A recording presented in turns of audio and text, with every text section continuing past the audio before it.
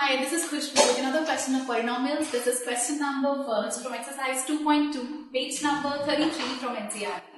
It says find the zeros of the following quadratic polynomials. हमें quadratic polynomials के zeros find करने हैं and verify the relationship between the zeros and the coefficients. और zeros और coefficients के relationship को verify करना है.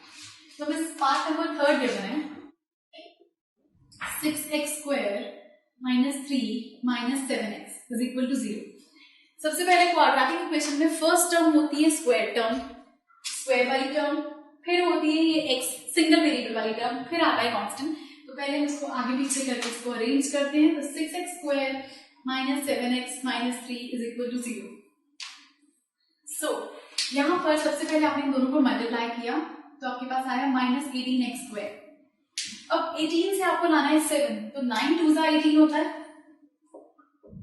इसको माइनस करने पे 7 मिलेगा, बट इन दोनों में से बड़ी टर्म है 9, तो 9 के साथ आएगा यहाँ पर ये negative sign. 6x square minus 9x plus 2x minus 3 is equal to 0. तो यहां से इन दोनों टर्म्स के अंदर 6x स्क्वायर और 9x में और इन दोनों में हमारे पास कॉमन है 3x. तो अंदर हमारे पास बचता है 2x माइनस इनमें कॉमन आ गया 3 3 9 प्लस यहां से हमारे पास कॉमन आया इन दोनों में 2x और 3 में कुछ कॉमन नहीं है, दैट मीन्स प्लस 1. तो अंदर आपके पास बचा 2x minus 3 is equal to 0. So दो टर्म्स आ गए, एक आ गया 2x माइनस 3 और एक आ गया 3x plus 1 is equal to 0. So 2x minus 3 और 3x प्लस 1 दोनों 0 के इक्वल है. तो 2x इक्वल आ गया 3 के, so x is equal to 3/2. यहां से 3x इक्वल आ गया माइनस 1 के, so x is equal to minus 1/3. So दो जीरोस आ गए, एक आ गया 3/2, आ गया minus 1/3 are the zeros of the polynomial. Now question के सेकेंड हाफ में हमसे कहा गया कि हमें रिलेशनशिप वेरीफाई करना है between the zeros and the coefficients. So relationship between zeros and the coefficients. सबसे पहले हम करके देखते हैं sum of zeros which is alpha plus beta.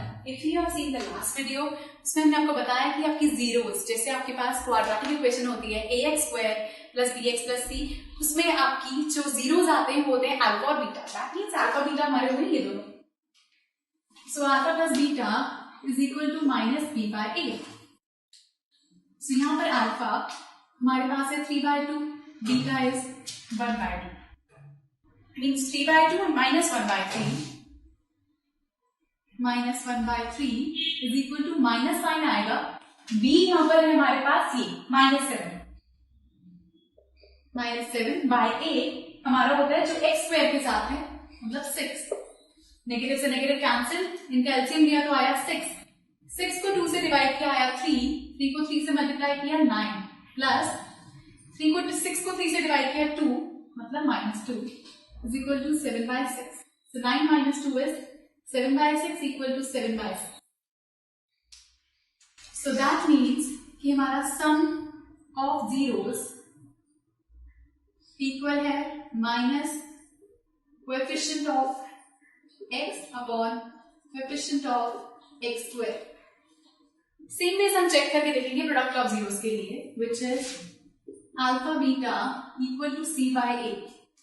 Alpha beta, alpha हमारे पास है 3/2 और बीटा है -1/3.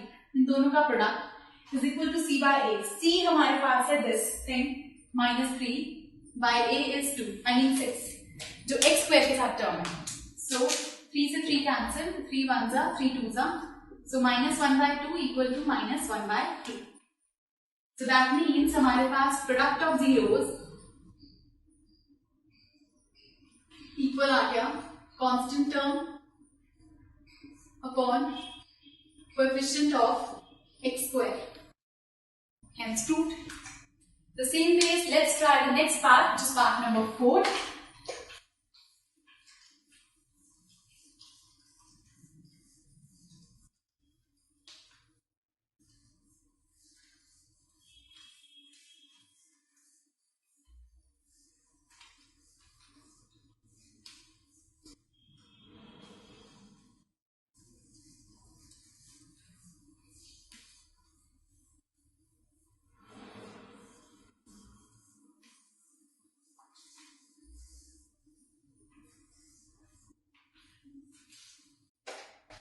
So part number 4 is 4u square plus 8u is equal to 0.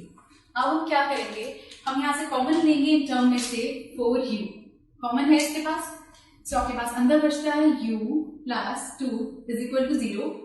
अब एक ये टर्म है, एक ये टर्म है, दोनों को 0 से इक्वेट करेंगे. So 4u equal to 0, u plus 2 equal to 0. So u equal आ गया यहाँ पे 0/4. दैट मीन्स u इक्वल है 0 के एंड u इक्वल है -2 के. सो ये हमारे पास दो जीरोज आ गए. 0 और -2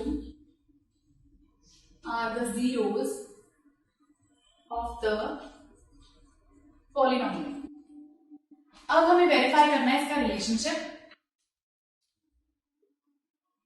सो relationship between zeros and the coefficients. तो सबसे पहले हमें चेक करना होता है सम ऑफ जीरोस के लिए. तो सम ऑफ जीरोस हमारे पास यहाँ पर है alpha plus beta which is equal to -b/a.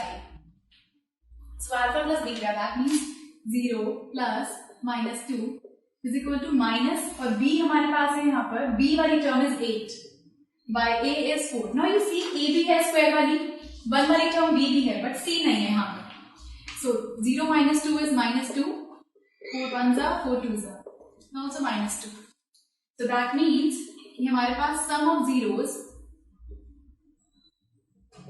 equal है minus coefficient of x upon coefficient of x square. Same way हम चेक करके रखेंगे प्रोडक्ट ऑफ जीरोस के लिए which is alpha beta equal to c/a. Alpha हमारे पास है 0 and beta हमारे पास है -2. c/a, c कांस्टेंट टर्म हमारे पास नहीं है. a होती है हमारी ये वाली टर्म, तो स्क्वायर टर्म के साथ कोफिशिएंट है. So 0 into something is 0, 0 upon something is 0. ये दोनों इक्वल है. Therefore product of zeros is equal to constant term upon coefficient of x square.